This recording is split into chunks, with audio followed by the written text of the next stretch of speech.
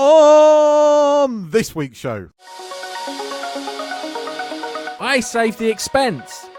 No, the Expanse. I saved the Expanse. Shit, you probably would have saved a bit of money if I'd have done the other.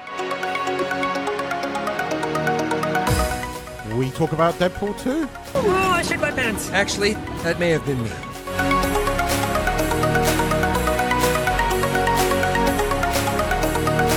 And I went to watch Solo. You mean Soilo, you soy boy? Soy boy. Stay tuned.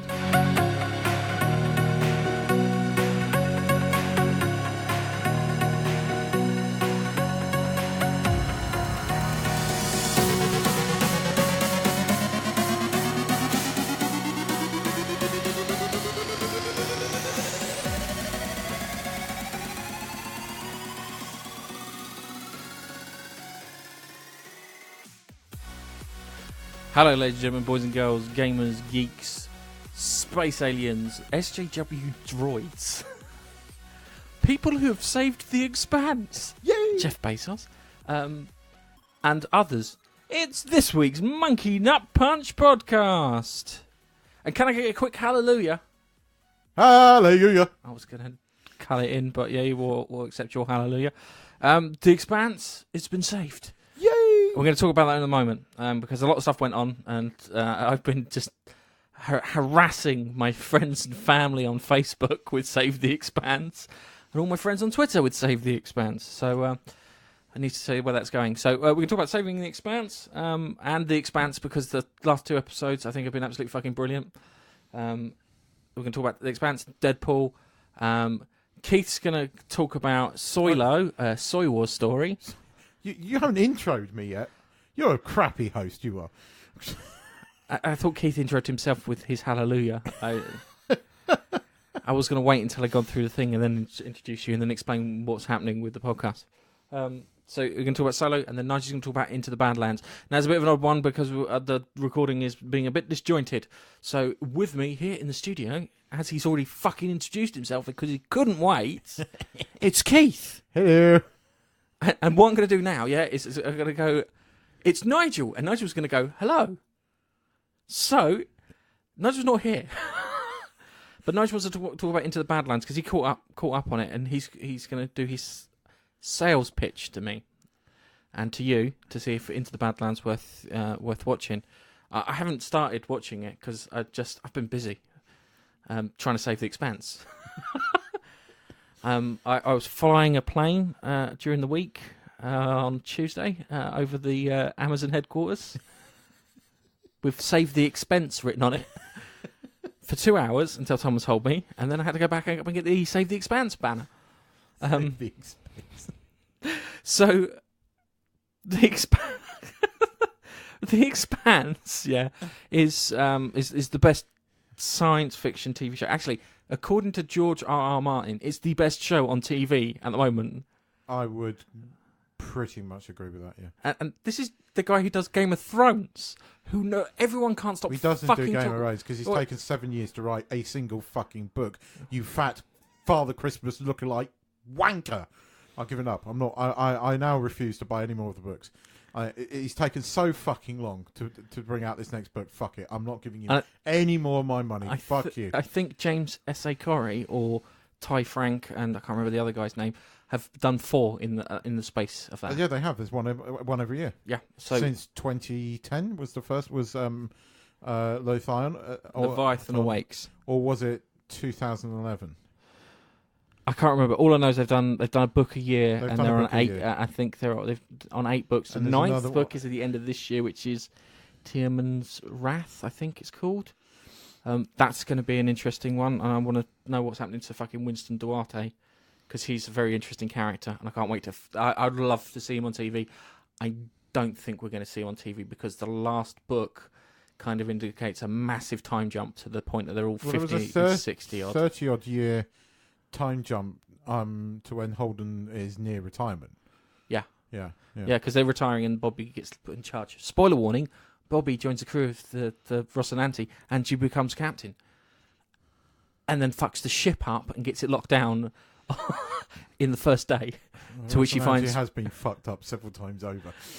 which he finds very embarrassing. First day on the job, she fucks up. So you got that there. Just a quick one. Thanks. So we did that. So lots of people signed the petition. I think it got to 135,000 signatures last time I looked. Oh no, it was beyond that. I think It's beyond that. Well, I signed it, I think within the first day, and it was already at 50,000. I'll be honest with you. I've been on there, and I think we were doing a podcast last week, and it went up a couple of hundred during the podcast. Yeah. So it was a nice steady stream. Yeah. Of people And signing. I mean, there's two. I read some books on Amazon. They are published in hardback, but you can't get them in the bookshops. Called the X-Force series, and I follow two groups on Facebook there. One's called Skippy the Magnificent, and the other one is called X-Force. And both of them, for the last 2 weeks, haven't been posting anything about the new X-Force book coming out. It's all been about Save the Expanse. Whoever the guys are that are running these two groups are massive Expanse fans, and they put one out today saying the Expanse has been saved. We'll get back to normal now. But yeah, I mean, it's just everybody loves the show that watches it. The trouble is, it hasn't. I don't know what it is. I mean, I think it's because Sci-Fi don't do Sci-Fi, which is kind of ironic. And they've basically cancelled anything that's decent. I mean, we ripped the piss out of Gareth for the show that he used to like on. Did we ever take the piss out of you on this podcast, or was it Dark Matter? Was it when we were? No, it was this podcast. I'm it sure wasn't, it was. or was it the artist formerly known as? No, it was the artist formerly known as Gaming Face Punch. Yeah. Actually, sorry. Dark Matter. What was a much cheaper show than The Expanse, but it was good sci-fi. Yeah. They've cancelled anything.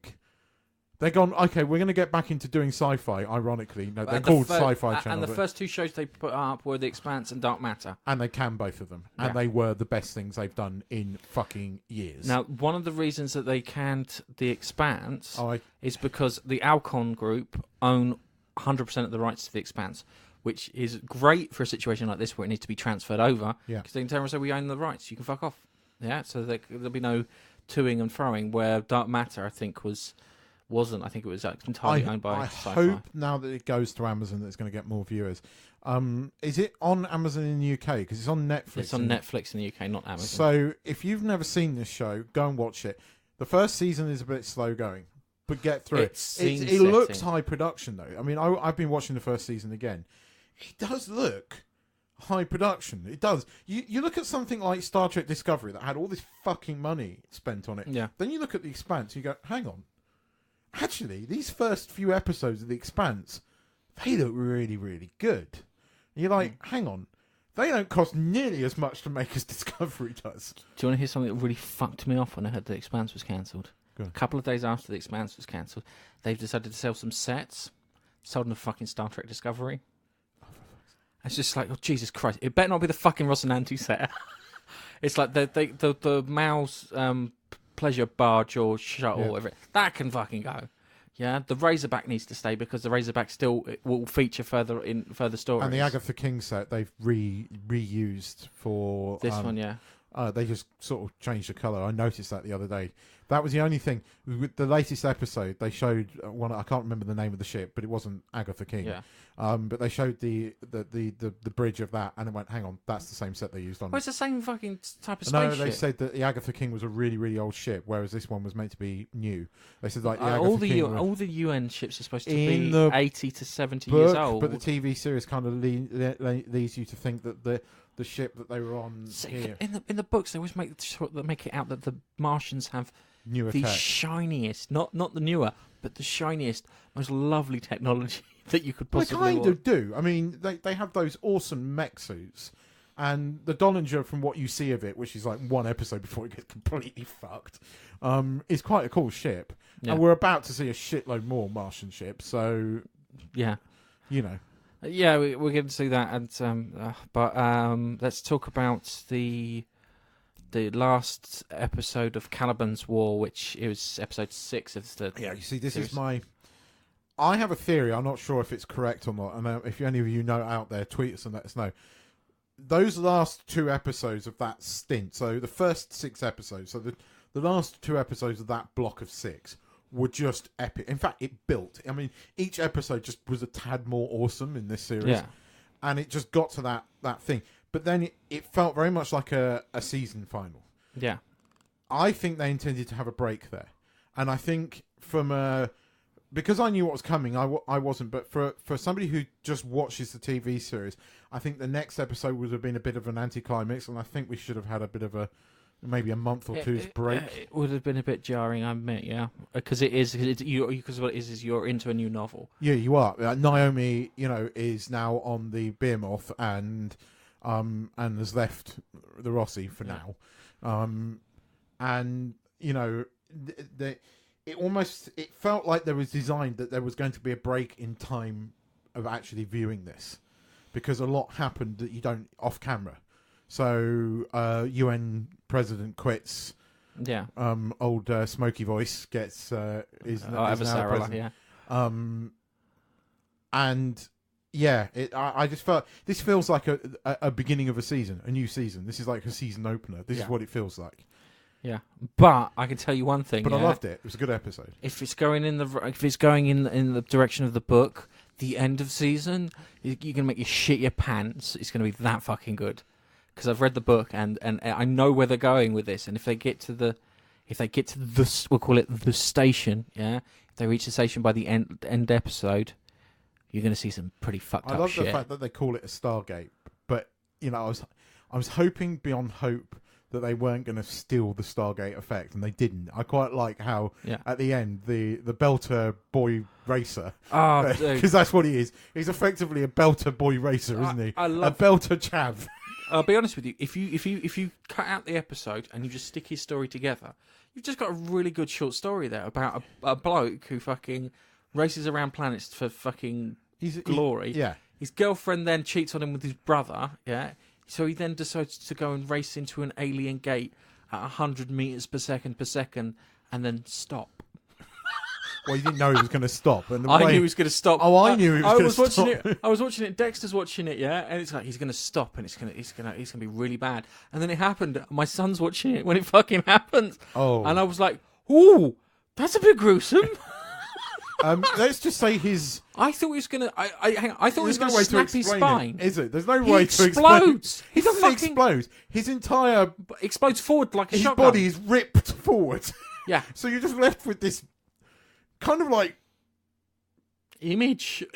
You've got to watch it. I have to say, from a kind of Sixth Sense of thing, I watched it several times and it cracks me up. Yeah. But then I always do crack up at gore. But it's bloody gory. It is. It's really cool. But this is the funny thing is now he's hit that thingy. Everyone's gonna start racing to the portal, and a lot of people are gonna get fucked because they hit the slow zone. Do they go in slowly though now, or do they? They'll race. But do they not know that you get? Yeah, but no. But remember that guy was going at a fucking out and out pace. He's probably pulling about 10 Gs. Yeah, they'll be going in about 1 to 4 Gs, depending. The Behemoth's going to be going at 1 G, so it's going to be relatively fine in comparison to the other ships that will be pulling 2 or 3, which will get destroyed. So a lot of the faster Martian frigates and corvettes will get fucked. The Earth ships will probably be fine. And then they get stuck, and then they'll get to see what it looks like on the other side, and that's going to be brilliant, and I can't wait for it. Yeah, because there's then loads of other gates that they can go 1,400 and something. Yeah.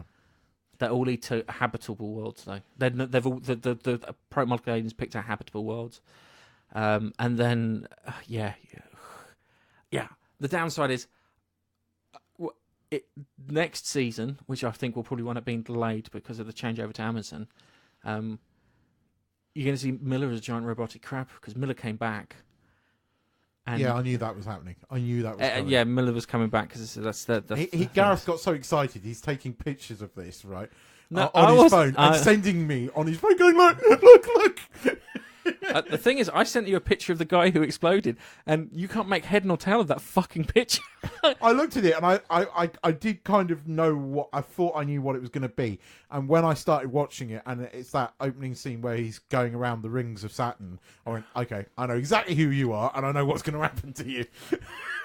And yeah, it didn't disappoint.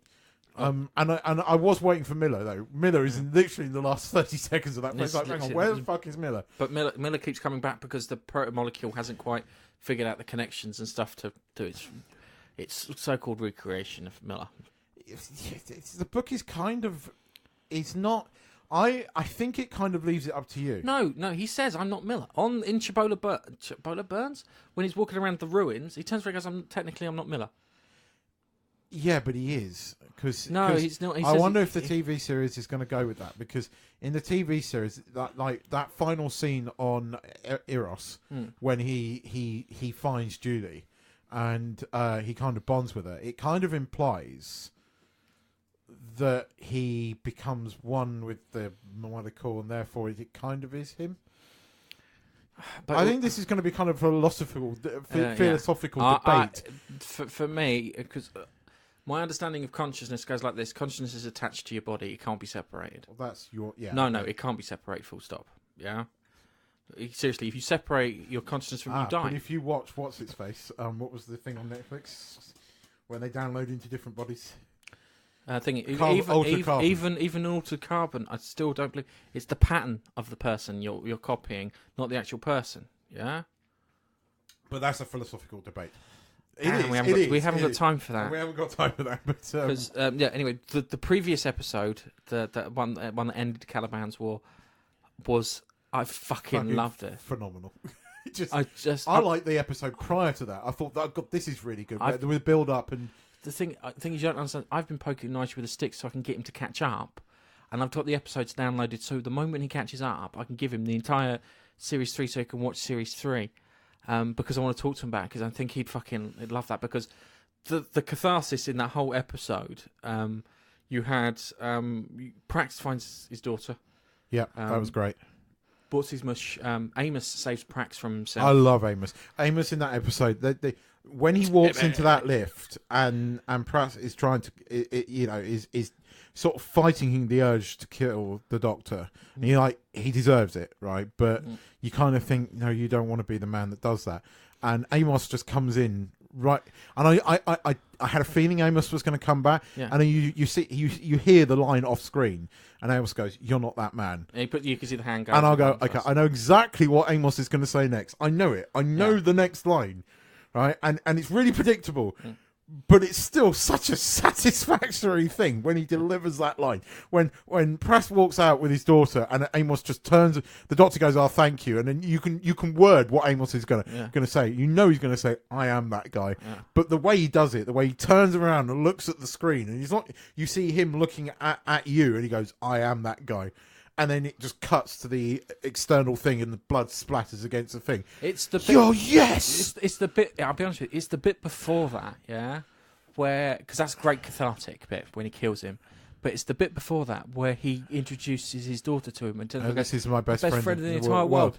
And I'm like, "Oh, yeah, it was so sweet." But then Amos reciprocates that by doing in the next episode where the documentary bird walks in, and he's making up the thing, and he goes, "Oh, my best friend in the world showed me how to do this." I was just like, "Oh, that is." Amos has made a friend. Amos, it's like because Amos is. He's less psychotic in the books. I would describe him as more psychotic. The thing is that in the books they describe him as looking like groundskeeper Willie. He's balding with like red hair. Well, browny red hair, they say. Yeah, in this season. But he sounds like fucking groundskeeper Willie. That's just the bit that gets me. The guy who plays him, Wes Chatham. Yeah, he used to be in the Navy as aircraft carrier fire chief before he became an actor, because Denzel Washington came on to the carrier to film some bits and went, "We've got acting experience," to which he put his hand up and then went, "You're up." And then that's when he started getting back into acting, which is good. I'm trying to remember. Oh, dude, he's got 9.6 triple point. Well, it's got 100% on Rotten Tomatoes. Yeah. Season 3 has 100% on Rotten Tomatoes. So seriously, this show is where you're obviously geeks. If you're listening to this podcast, you're obviously geeks. If you have never seen this, seriously, fucking watch it. It's brilliant. Yeah. Sorry, I'm just trying to remember the this other guy's name. Which one are we talking about? Kotia. Because he was one. Avrasaris' spy. Ah, yeah. Kotia. I was so sorry when he got it. It was. He doesn't get it in the books. He just disappears in the books. Yeah, but he got it here. I mean, Yeah. he got blew it up the Agatha King. He blew up the Agatha King because that was like kind of I was gutted because I like that character. Yeah, I liked that character, and I was gutted because I wanted him to survive. And he'd got all that way, and you thought he was going to survive, and then boom. Like, but then of course they catch Mao, and those last 2 episodes of that block of 6 were just fucking phenomenal. But yeah, you had the Death Cotia. You had Bobby getting her fucking own back on one of the proto-molecule creatures, which was the kid. It's weird because in the book, that kid. Do you remember the second series where they go burst into the people where they're all eating pizza? In the book, they're with Pinkwater Security trying to sort. I think it's Pinkwater Security trying to sort it out. And outside that bit, that boy is dead there, and they've just left him there, dead. Yeah. So when they burst in, because they look like cunts, I'll be honest with you, they burst in and they shoot them. Yeah. But in the thingy, when they burst in and shoot them, they're totally justified for shooting them, and you can understand Prax a bit better too for him freaking out. But then they put a dead body after to try and do it. But I think they should have put the dead body beforehand because that you as an audience would have kind of gone with that. That's one time. That's a fucking microscopic criticism. I mean, yeah, as I said, the only thing I can criticise for it for the moment, and it really isn't that much of a criticism, is just that the way they have constructed this, there should have been a break. Not from my point of view, because I knew what was coming, but for people that have never read the books, didn't have an idea of what was happening next, this latest episode is a bit of an anticlimax. It is. No, because it shows you see what you've seen the things. Yeah, but it's a reset. So you're getting into it. You're getting into it. It's been like 180 something days. So it's been like 187 days is since the gate was formed. But it had to get from the inner solar system to the external. So I would say it's been near a year because it's got to travel right out to Uranus. That's nothing for it. That's a 4-hour journey. Seriously, for that thing, that's a 4-hour journey. I remember how fast Eros was going. Yeah, but they don't show that in the TV series. You don't need to see that in the TV series. You just know that it's now. You just saw the only thing you really know of it is the end of the last episode where Amos is going, "What the fuck is that?" I love that because he's with the kids as he's pouring them cereal to try and keep them being quiet, and he just goes, "What the fuck is that?" That was great. Another really good line in that one was the bit where Bobby's chasing down the proto-molecule monster, and Avasarala's going, "No, don't be stupid, blah, blah, blah." And she goes, "For the first time in your life, would you shut the fuck up?"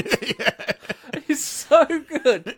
It's so good because it's annoying because the three of them, Avasarala, Kurtia, and Bobby, were a really, really good unit. Yeah, they were. They worked when all three of them came together, especially on Mal's ship. Yeah. They were great. As a fun video I'll show you after this, Keith, of someone put together like a compilation of it and put like it in to make it really funny, and I really appreciate it. But the Expanse has been saved. Yeah.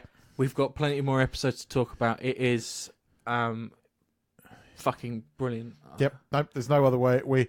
I mean, seriously, 10 out of 10, and we very rarely give anything 10 out of 10. Yeah, 10 out of 10. This is awesome. And as I said, I've been poking Nigel to watch episodes. Nigel is watching it. Nigel was nearly done the first season. He's done the first series. He's done the first series, so he's on second. He finished off. He did one episode of Enter Badlands, which he finished off, and then he's going to go on to the rest of the Expanse. Woohoo! So he's going to do that, and then when he's done with that, I'll send him the episodes so he can catch up on them, and then when they show them on Amazon, I'll make him rewatch them because it's just good measure. Yeah, we had a load of season finals recently. Because I was listening to the podcast that you guys did the other way. You watched Designated Survivor, so have they saved that? Has Netflix picked that up? I don't think so. Because there was rumour that Netflix were going to pick that up. What they suffered from was season 1 first half had one executive producer who had a vision. Oh yeah. Season 2 had a different executive producer who had a different vision, and then season 2 had the same problem, and then the second half of season 2. And it's a fucking mess. It is like 24 without Jack Bauer. Well, Jack Bauer's the president, but it is a bit. But I was wondering if they picked that up because what else has been saved? Lucifer's got 2 bonus episodes. Lucifer could still get picked up. There's rumours that's getting picked up. that might get saved. Although I'm not sure. I can only save one TV series at a time, guys. What was the Brooklyn 999? That got saved within a day. Yeah. I got pissed me right the fuck off. Because like, Brooklyn like that sounds like shit to me. There's somebody like that. If you love it, you love it. I'm just being so stupid. I'm just glad that somebody picked up on it. I'm still not sure who I would have preferred to pick up The Expanse had it been Netflix. I'm not sure. But the reason I know Netflix passed on it. The reason they went for Jeff Bezos, yeah, because he loves it. Well, it's the fact that every time Jeff Bezos demonstrates a Kindle device, and he goes through his book library, one of the four books that show on it is Leviathan Awakes. So it's like, well, we think he likes the TV. We think he likes the books. That means he might like the TV shows. And he says he loves Leviathan Awakes. So yeah, that's gonna be good. It's annoying because the bits of the TV show I really want to watch, I don't think we'll ever get to retirement age. Holden and Naomi and that. I don't know, but look, we've got another season of it, No. and that very rarely happens because this is like Firefly, and they fucking canned that way too early. And that's and Firefly never got saved. And when Social Network, though, that's the problem with Firefly. And yeah, but when it did, they brought it back with that movie, and that movie to me still bugs me. I like that movie. I like the movie, but they killed the pilot, and he's my favourite character. No, but I love the pilot. It doesn't make it. They killed fucking Book. Yeah, I can live with that. But they killed the pilot. I didn't like the fact that they killed the shepherd either, but because it to me was like a signalling that it was over, but they killed the pilot, and I love the pilot. The reason they killed the shepherd is because you finally figured out who he was before with the other character. I can't remember his name now. The English actor. When he was in Kinky Boots, that's all I can remember. Oh yes, He played Dormammu, didn't he? Yes. Yeah, him. He was that. Well, that's who Book was before he became a priest. Did you not figure that out? Yes, I had figured that out. Yes, I had. You sure? Yes. Are you sure? No, it's just remembering it. It's been a long time since I've seen Serenity, even though I'm a huge fan. Okay. Yes, talking of the pilot, that takes us neatly onto Deadpool 2 because he's cameos in Deadpool 2. Yeah, but the thing along with Matt Damon. Yeah, but the thing is that's not supposed to be Matt Damon because it's supposed to be Tucker and Dale. No, was it Tucker and Dale versus Evil? Yes, but it isn't. It's Matt Damon. It's supposed to be those two though. And actually, in fact, if you go and watch it again, you do. Now that you know it's Matt Damon, you went, "Oh yeah, I can see it." Now. I was too. But look, it's Alan too. Yeah. I didn't notice it, Matt Damon. Okay, so Deadpool 2, we both loved this, didn't we? Yes, absolutely loved it. I wouldn't say it was as funny because it doesn't assault you with jokes like the first one. The first one was like being hit by a machine gun. This is more like being hit with, a rifle, a precision rifle. Given, I think I was still laughing a lot. I mean, I was pissing myself laughing when I realised what the Celine Dion song was all about. No, do you know what the funniest song was in that? It was the theme for Juggernaut. Oh yes, I know. Always going, holy shit balls, it's the Yes. Juggernaut. Yes. I didn't because I was listening to it. And it's like, and that's available on the soundtrack. Yeah. I'm sitting there going, why am I hearing? Why do you think I'm hearing? Yeah, you are. An a cappella version of people saying "holy shit balls." You did hear that, but I mean, you said there wasn't much jokes in the first day. I'm still pissing myself laughing about the DC digs. There were several DC digs, including the Martha joke, which was fucking hilarious. Does he yell Martha at Cable? Yes, he does. Stop? Okay, that's fine. Yes, he does. That's... When Cable was beating him, he's going, Martha! It's brilliant. I mean, every opportunity he got, they dig at the DC universe, and I'm fine with that. I think DC will be fine because it's free advertising. Well, it's not really. It's still making them look, the only decent movie they've got in their entire fucking list is Wonder Woman. I mean, I watched, or tried to watch, what's his face? Justice League on the plane home, right? The other way. I fell asleep twice. Oh dear. It's just, it doesn't do it for me. It really doesn't. I'm sorry. I don't understand. I mean, I know that I was uber critical of Avengers, but by God, is that such a better movie than Justice League? I mean, although in fairness, most movies are better than Justice League, but yeah, it's sad. I did like the fact that they did Juggernaut justice. Yes, they did. Justice, and I love the justice fact that, for Juggernaut was done. and I love the fact that they threw in that he was Professor X's brother. And the reason he wears the silly fucking helmet so he can't read his mind. Yeah, I love that. Yeah, I had a lot of people getting pissed off with the Julian Dennison character, the little kid. Really? Yeah, and in reviews and stuff. Well, you know what it is, right? I've got this theory, and I'm sorry if you're from down under. Please don't take this the wrong way. A lot of the reason that people had an issue with Star Wars Episode 2 was the Antipodean accent. It does. It jars. And I think it's to do with the fact that you watch so many American and English movies that you're so used to an American and English accent. And when you get an Antipodean accent, you are thrown by it. Quite a bit. They bugged the shit out of me in Episode 2, and I don't know why. I've never been able. But one of the main reasons that always bugs me about Episode 2 is when they go to that fucking clone thing, and they're all fucking got Australian accents. Well, it's more the fact that you've heard stormtroopers talk, and you were expecting them to talk like stormtroopers do, and they don't sound like stormtroopers. And they've all got Aussie accents. So, you really expect one of them to walk up, sorry for the thing, go, another shrimp on the barbie, mate. Oh, God. And his accent in this is heavy. I didn't have a problem with it because I quite liked the kid. I thought the kid was funny, and I quite liked his entire story arc. Yeah, I thought the kid was funny. I thought the kid, but he does at times have a very heavy accent. I love the fact that he was talking to Deadpool because he don't have fucking plus size superheroes like that. And the thing with his his prison wallet. Yes. That had me fucking in stitches. That kid did a really good job, I felt. Oh, I thought he was brilliant. As I said, he wasn't irritating. Yeah, that's the thing with child actors. As long as you don't irritate me, you win. That's all you have to do is just not irritate me. Do you know what that is? That's the whole fucking Episode 1 Star Wars thing, isn't it? Yeah. Ever since then. That's probably where it's come from. It has come from that. It's where my hatred of most child actors has come from because of Episode 1. Because that kid was so fucking irritating. Didn't he go to jail? Yes, he recently. Oh, God. Recently, yeah. Yeah, that's a fucking... Yeah. But we'll come back to Star Wars in a minute because we're going to talk about Solo. But no, I love Deadpool 2. I think it is very much a worthy sequel. I liked the story. I loved what they did with X-Force. I loved the fact that my wife could go and watch it and didn't really need to understand everything that was going on.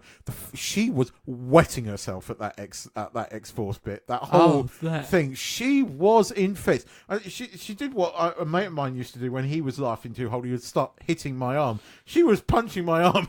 I came out with his dead arm because she was in fits of laughter, and each death got more gruesome. And it was funny. I knew what was going to happen the minute T.J. Miller's character went. There's a wind warning.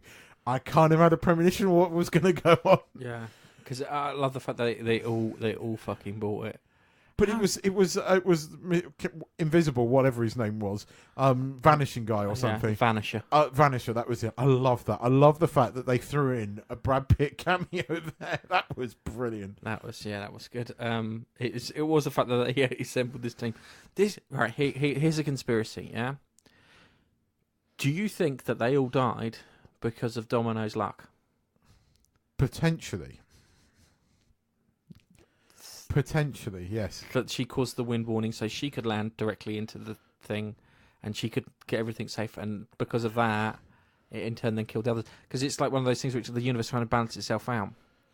But then, but even then when they're doing the chase and Deadpool's on the scooter, that was brilliant. That whole thing of, he's not in a fast car, he's not on a fast motorbike, he's on a fucking Vespa.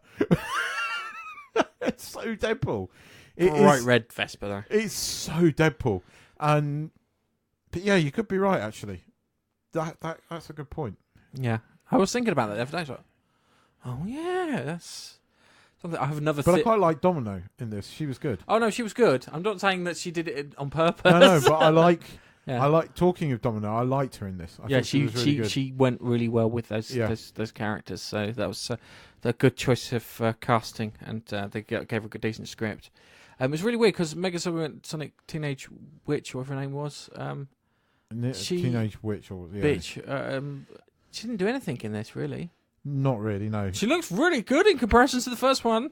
Yeah. She's taking care of herself, but she didn't do anything apart from she had a Chinese girlfriend with pink hair. Is she Chinese or Japanese? Chinese, I don't know. I don't know. But, no, she doesn't do a lot, does she? She does at one point. Yeah.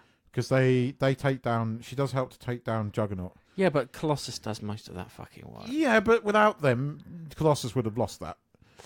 Colossus was getting his ass handed to him. Do you know who's like funny? Do you know who the voice of Juggernaut was? Ryan Reynolds. Do you know why? Because they couldn't afford... I told you this. I told you this. They run out of budget and couldn't afford to get an actor in to do the voice. And because Ryan Reynolds had already recorded the voice for acting... For when they were acting against the CGI character, they just used his voiceover. Yeah. That's. I love it when he first meets him, just grabs him and just rips him in half, and it's like that's. Yeah, but then it's Deadpool's comment. Never meet your heroes. He's like, you're my hero, and he just rips him up. Never meet your heroes. Because I'd love to see Juggernaut versus the Hulk. That'd be just one fucking awesome. Yeah, fight. but that might not now happen. Comcast. Thanks, Comcast. Well, we don't know yet because the rumor is that Disney are not overly, or Fox are not overly happy with doing a Comcast deal. But it's what the shareholders really ultimately think. But I think they could probably make a deal for selling Marvel. A lot of Marvel. people banging on about. Oh, I really wanted to see the Fantastic Four in the MCU. I really wanted to see the Fantastic Four. Okay. There were some interesting comics for the Fantastic Four, but the movies have really put me off them, and I don't need another reincarnation of it. I know we've had it with Spider-Man, but hang on a second. This is the thing with the Fantastic Four. I always saw the Fantastic Four as a bit shite. Yeah. Throughout its entire run, through the comics that I got hold of when I was really young, to the cartoon series that I watched when I was very young, to the films that I watched, and I always accepted that they were a bit twee and not so. He stretches. I mean, what the Flash has done this season with Ralph has been really good, but at the end of the day, he stretches. There's only so much you can do with it, and I like how the Flash has played it a bit tongue in cheek with him. It doesn't work in the MCU. Oh, I watched this brilliant video from a guy called Comic Historian, where he explains that Iris West ruins season 4. Iris West ruins most seasons. He explained to her, because what it was, right, is you've got all these people. She's in charge of the team because they didn't know what they put her in the thingy instead of making her a detective going out and finding like a side story or something with shit that DeVoe was doing, which would have been more interesting. They decided to put her in charge of the team, yeah. And because they put her in charge of the team, let's have a look. We have someone who isn't qualified. She was a blogger. She wrote for a newspaper. And she was a waitress. There are qualifications. Next to Cisco, who is a badass engineer, can vibe and has his own powers. Caitlin, who's got fucking metahuman abilities, which may predate the fucking explosion, and is got a biology degree and a doctorate and all these other things. Then you've got Joe, yeah, who is a detective, yeah, who's had a lifetime of crime enforcement, yeah, who has led people when it comes to like doing raids and stuff, yeah. And you've got Iris. And then you've got Iris, and you've put her in charge. I know. Yeah, it doesn't make any sense. If you had her and she was like reading books, like every opportunity she got to try and figure out how to lead people or how to improve herself and stuff like that, if you'd have seen bits like that, you may have bought it a bit more. Because I was trying to think, how could you fix this? Yeah. And you can't. Well, the season final, I think, might make season 5 interesting. Well, it's only because was it the daughter? Nora Allen turns up. Yeah. But there's going to be another big bad. But talking of accents, I can't Marley's. Yeah. She's South African. If you hear her talk in real life, she's got a proper South African accent, and they made her talk English. I thought she was South African. She sounded South because there are bits. If you go back and watch it again, there are bits where her English accent breaks. I thought they were both South African. I don't think he was. Sure, he's South African. Because I thought originally I thought the story was they met up in South Africa. Yeah, but I don't think she doesn't have a heavy South African accent. Okay.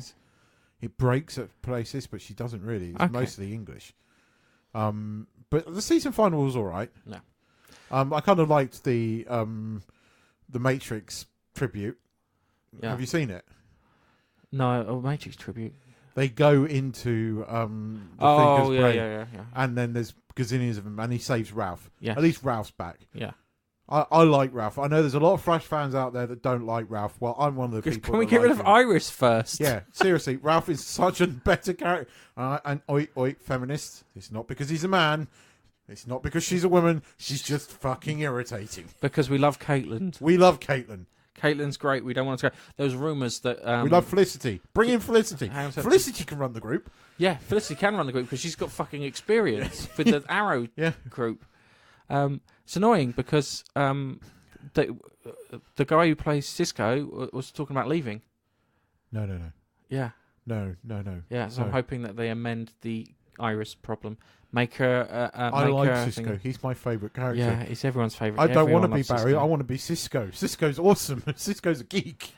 See, the other thing too, which is really annoying, is the story isn't about the Flash when it should be about the Flash, and it's like you watch that first series where it's all about the Flash and it's great, and then when it starts branching out, and it's like, I'll be honest with you, it's okay with just Caitlin and Cisco, yeah, but any further than that, I think it's Iris just is just annoying.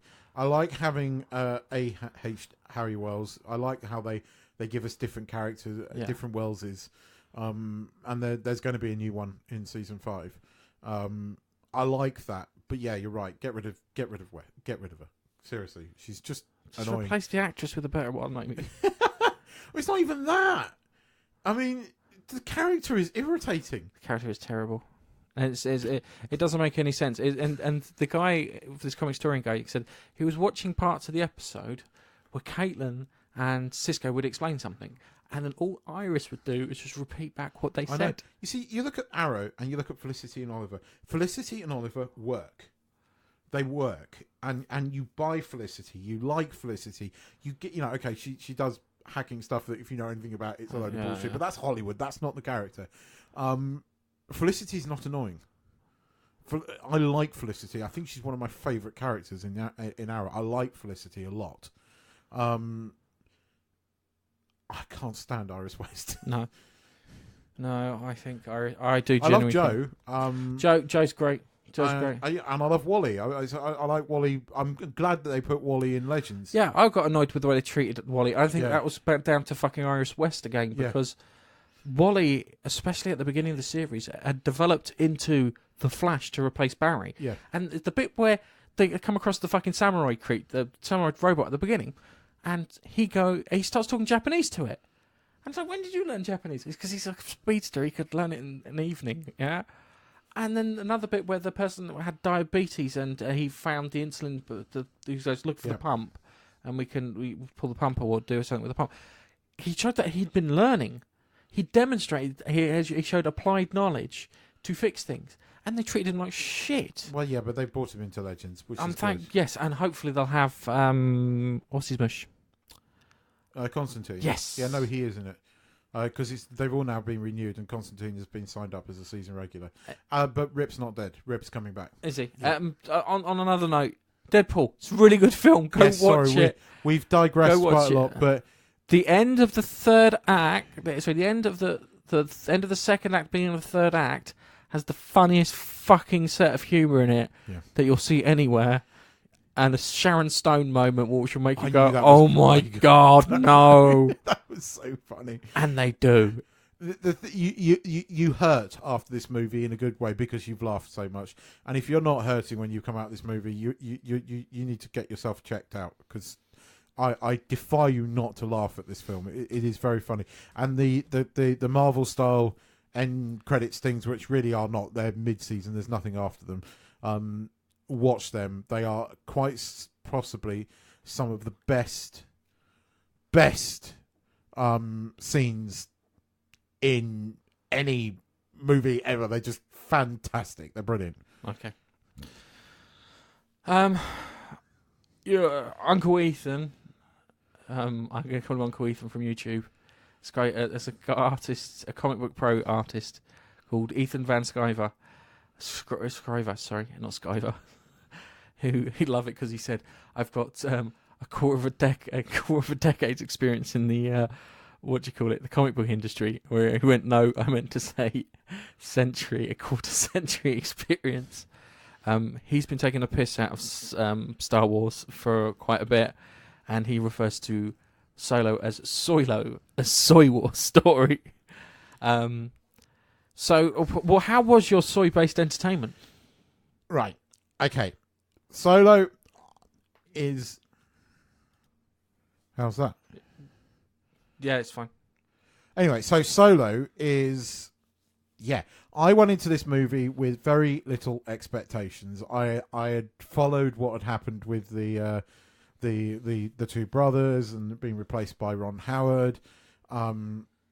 But I also went in with an inkling of hope because Rogue One was a really good movie. It wasn't just a good movie, it was a damn good Star Wars movie. And it didn't have any Jedi in it, and it didn't need it. I went into this knowing that this wasn't a movie that we really asked for. It wasn't. Nobody was that interested in Han Solo's backstory. We love him as a character. I mean, I'm first to admit he's still my favourite character in all of it because he's a pilot and a bit of a rogue, and that I like that far more than whiny, bitchy Luke Skywalker. But I was apprehensive about this, but I tried to sort of lower my expectations as much as possible, and actually I had a lot of fun. Now, I went back to the cinema that I first went to as a kid. So I went to an Everyman cinema, and there's, where I live. No, that cinema's not the same as when you were a fucking Oh, no, the kid. Isha one is. The Isha one is? Oh, God, yeah. Really? Oh, yeah. It's still got the same clocks above the fire exits, right? I was like, they were there. How many? Oh, my God, it's 30-something years ago. You realise this cinema is... I was coming here 30 years ago, and it's still got the same sort of side bits and everything. They've done up the back of it, and they've given it a lick of paint, but it's the same bloody cinema. So there was kind of a bit of a nostalgic feeling, and Everyman cinemas are a bit different to your standard cinemas. One, you can have a beer. Two, they bring shit to your chair. And two, we're in a sofa with a cushion and a kickstand. It's beautiful. Anyway, so that added to it.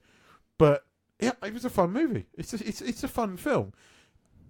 There is some criticism of it. There's a female droid character played by the person that was supposed to play the Doctor, the one that all the bookies were saying was going to be the Doctor. I can't remember. Do you know who I mean though? I can't remember. Tilda Swinton. No. That's if they're going to play female. No, it Doctors, was the Tilda comedian. Swinton. It was the other one that right towards the end they were all saying was going to be the Doctor. Oh God, no! And then it turned out to be Jodie Whittaker. Anyway, she is the voice of this droid, and this droid is fucking irritating.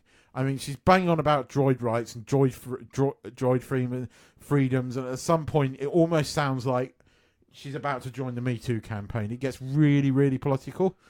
That whole arc is a bit annoying, and spoilers, people. When she gets fucked up, you kind of cheer. Does she get fucked up? Oh, she gets fucked up. Does she get destroyed? She gets destroyed. Yes. Oh, now you've given me a reason to watch the film, Kay. She gets fucked up. Seriously, you've given me the reason to watch the film. She buys it. She gets it. Oh, that's it. Phoebe Waller-Bridge. Oh, she looks like a loon. She was lined up to be the Doctor at one point. Heavily rumoured to be. She's got crazy. But apart from that, it's fun. I loved Han and Chewie for first meeting. It's really, really funny. It's quite good because it's the only bit that really features anything of the Empire. This is the other thing. The Empire, for once, isn't the bad guys. I mean, even in the prequels, which we rarely talk about, it's still really the Empire. It's still Sidious, and okay, it's the Droid Federation and all that bullshit. But this was something entirely different. The bad guys were the criminal underworld, which I found really quite interesting. And Paul Bettany's character he's quite sinister, and it's a really kind of dark in that respect. And the movie, the movie that you see, now, you kind of see why they brought Ron Howard in, because if this was the same script that What's His Face's brothers were making, this would not have worked as a comedy. Well, a 100% comedy. They were ad-libbing lines and stuff, so and it wouldn't have worked because you don't know until you see it. No, I don't think it would have, because the story. There are some emotional undertones here that deserve the service that they got, and I don't think that would have worked as a comedy. So the I can't remember Emily Clark's character.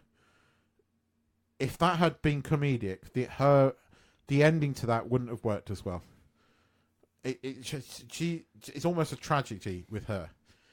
She doesn't die or anything, but it's almost a tragedy with the way her character plays out. And that wouldn't have worked as a comedy. Woody Harrelson's character, again, that is a really important character, and it's a very important moment for Han Solo, because Han Solo shoots first. Yeah. And it's important because I've seen a lot of reviews saying, oh, he's still the same Han Solo as he was at the beginning of the movie. He's not the Han Solo that you meet, the cold sort of roguish smuggler that you see in the first part of Star Wars, and then he has that journey to becoming a rebel. Well, he kind of is at the end of that, and I don't know what movie they saw, but you watch that final scene in the movie where he kills Woody Harrelson's character. That is dark. And that is very much so. Han shoots first, and he does. He then runs over to him to sort of, hug it out, even though he's just shot him. But that is a character defining moment. And again, not sure that would have worked as a 100% comedy. This movie is a lot of fun. It's very light. The big question that is on my lips, about this film, is an appearance by a certain. But hang on a second! Don't interrupt me. A certain plump kind of greyish brown kind of character. You know who I'm talking about, the one that's a big one. Rose Tico, is she in it? No. I'm sorry. I was describing her in a fucking boiler suit as best as I could. No, she's not in it. My wife was upset because BB-8 wasn't in it, and she loves BB-8. But the train heist is good. But when he first meets Chewie, there's a bit where the Imperial Guards go throw him in the pit, and he can take on the Beast. And he's thrown down into this dark, because Star Wars loves a good pit, don't they? They love a good pit. Yeah. It's not a Star Wars film if we don't have a good pit in it. So Han's thrown into this pit. And at first, you think it's going to be the same monster that was in... The Rancorn. You think it's a Rancorn. And then you just see this foot. And even before you saw the foot, I went, no. And I just went, Chewie, like that to my wife. And my wife went, what? And then you see it's a very wet, muddy Chewbacca. And Chewbacca just fucking lays into him and starts beating the shit out of him, right? Until Han just goes, like that. And then you get, for the first time ever in a Star Wars movie, subtitles of Wookiee speak. And he's talking fucking Wookiee to the guy. And it's great, because then Chewbacca is still being a bit stupid. And Han realises that if Chewie carries on hitting him, they'll knock something out, a pole that's keeping up the top of the thing. So Chewie goes like that at him, and Chewie starts beating, and then gets frustrated because he's beating the metal part, and Chewie, and Han sort of steps back, but they can't see. He's going until he just picks up Han and throws him at this metal part, and the thing disintegrates. They all fall down, and it cuts to above the thing, and then you just see Han thrown out of the fucking thing, and that whole thing meeting is really quite good. So if it's as a Kessel Run, yeah, and then you get to the Kessel. The Kessel Run is because they need to smuggle this unrefined energy stuff. It's fuel for the fucking fleet, which they could have used in Last Jedi. Yeah, it's fuel. It is effectively fuel, but it's unrefined. So they have to get it from where the Kessel mines to the refinery very quickly, or it goes kaboom. And this is the kind of thing. So this is the mission they're doing for the criminal underworld, because the train heist goes wrong, effectively, and they're in debt. And Han Solo, honourable side and wanting some money, goes with Woody Harrelson's character, even though they didn't know Han was involved, to say, very sorry, but we'll try and steal it again for you. And then it's the Kessel Mine raid. So they raid the Kessel Mine and they get this stuff, but they got to get it very quickly. And nobody's ever done the Kessel Run in under 18, whatever it is. And Solo does it in 12. Parsecs, which are a measure of distance. Yeah, but watch it, and they explain why, and it's actually again quite. Does he skip past a black hole? Yes. Oh God. Well, no, he doesn't. He doesn't. He doesn't. There's a path that you have to follow through. Hence the reason why it's 18 parsecs, because there's a path that goes through this kind of nebula thing, right? And it's quite cool effects. And if they go and follow the path, they aren't going to get to the refinery in time. So Han just goes straight through all of this shit, comes up against some huge space squidge, which then gets flushed into a kind of binary star thing, black hole. I can't remember. Yeah. But that's when they shoot out the safety pod. So you know how the front of the thing. Well, the escape pod buys it at that point. Then the ship, because it's trying to escape from loses all its bright shiny shit and gets completely fucked up. You go, there's the hunk of junk we all know and love. And then by the time it comes into the refinery, it's lost one of its landing gear, so it just smacks into the desert floor. It's like, that's the Millennium Falcon. And then there's a little bit there, and the movie finishes with Han winning the Millennium Falcon in the card game. But it's fun. It's a good film. Okay. Look, put it this way. You put this film up against The Last Jedi, you're going to go, Last Jedi, shit, this is quite fun. Okay. Because you go in with no expectations. You go in with it. It's not like Last Jedi. The more I watch it, the more it makes me fucking angry. The more I just want to go and punch Rian Johnson for being an arrogant twat bag, thinking that no Star Wars fan wants to know where what's-his-face came from. We all do. You've set this story up. Fucking explain it. We're Star Wars fans. We're not thick. God, every time I can't watch The Last Jedi, it makes me angry now. It makes me angry. It's so many things wrong with that film. There are so many things wrong with that film. But I went in this and I got the Star Wars movie I wanted, which was fun. I mean, at the end of the day, what do we go to the cinema for? We go to be entertained. We go for a bit of fun, a bit of escapism. This did all three. It's brilliant in that respect. Is it the best movie in the world? No. Is it the best Star Wars movie in the world? No. Is it fun? Yes. Okay. I think it's time we let Nigel have a quick chat. Oh, mate. It's me. It's nice. I'm not going to be able to make a podcast. There's something's happened. It's my cat's older brother's relative dog who's been sick, and then they had puppies with a cat, and I don't know what they are, but I've got to take them to a vet, and I'm really sorry, and I'm really not well with the kids. They can't see it, and I've got to do that sort of right now. Oh, and there's one thing as well. There's this. I'm kind of allergic to deep booming type sound that comes out of a certain area of someone's mouth, and you've heard of white noise, but this sort of turns it into more of a brown noise, and I can't really listen to it, and I'm very sorry, but yeah, I just can't sort of come and join me. So now I see man baby teeth, and yeah, see you later, bye. All right, Nigel, shut the fuck up now. We're talking. The big boys are in the room. Literally. And we are big boys. Fatter than I should be. No comment. It's all round my gut, though. So I look really fucking weird. It's all round me, just full stop. Anyway. It's like Jabba the Hutt. Gareth, remember to insert Jabba the Hutt noise now.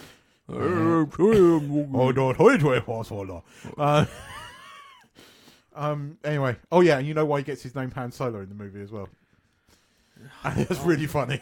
Couldn't he have his name beforehand? No, he had the name Han, but not Solo. It's good. It doesn't make any sense, because Solo indicates that he'll be does. on his own, but he's with a fucking Wookiee. No, he's not. It makes sense. Again, it makes sense.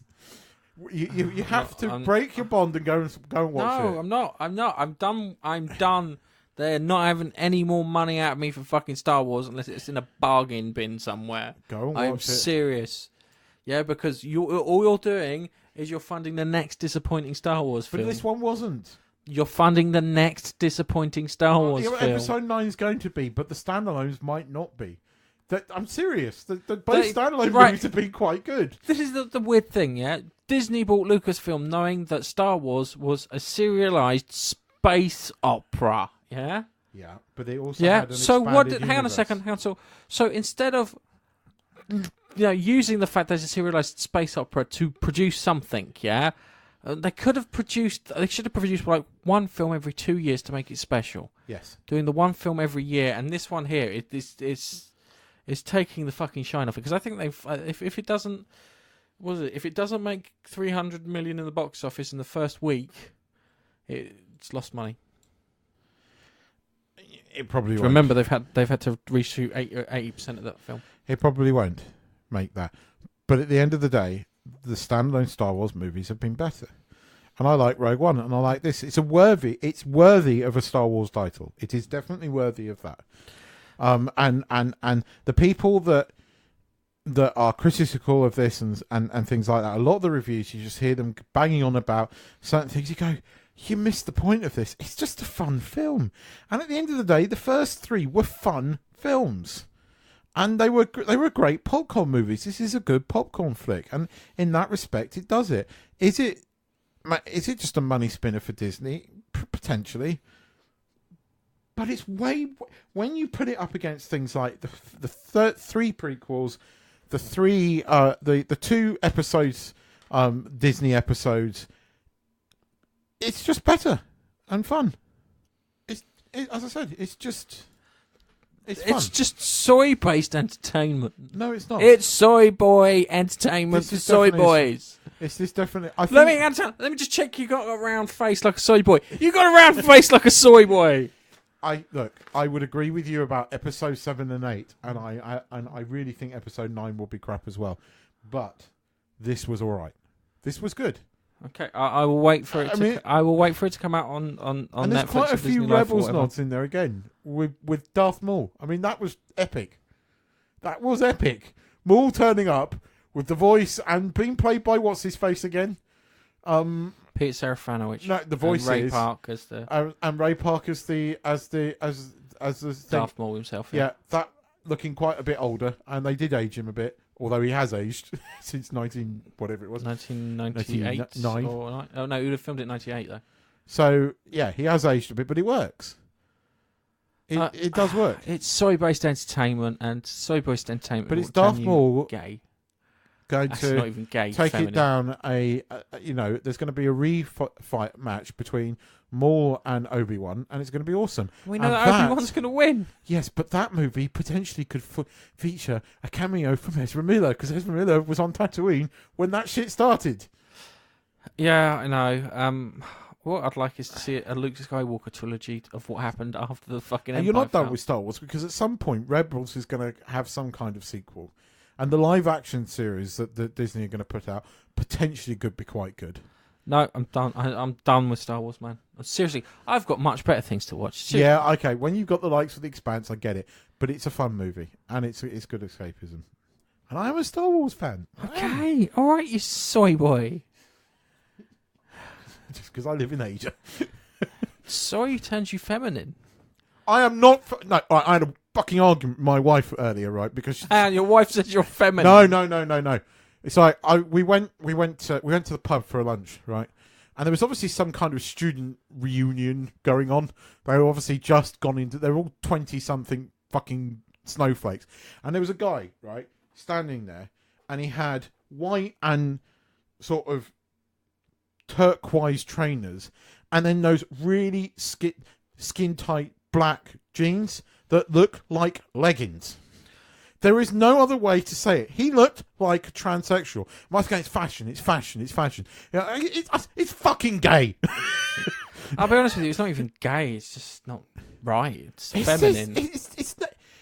I was like, darling, this is the problem with the world. They're all becoming snowflakes. They're all so in touch with their fucking emotions that we get stupid shit going on in the world at the moment. I promise not to get political, but fuck!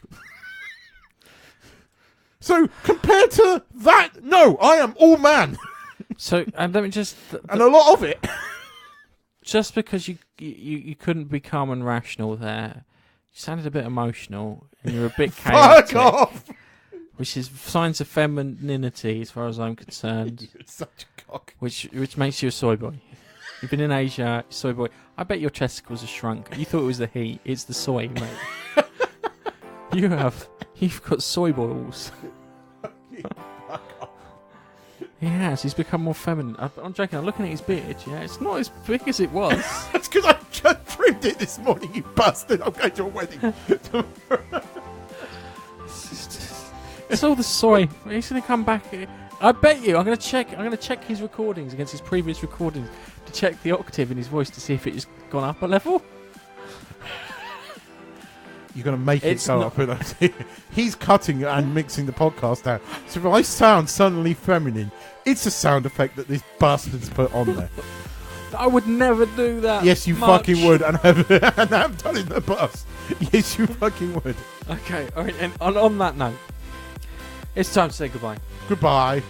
And you will hear from us in the next podcast. Don't eat too much soy, boys. All right, just don't. It's not worth it. All right. You think you're trying to save weight and whatnot? Go to almond milk instead. It's much better for you. Okay. Soy milk. See ya. Bye.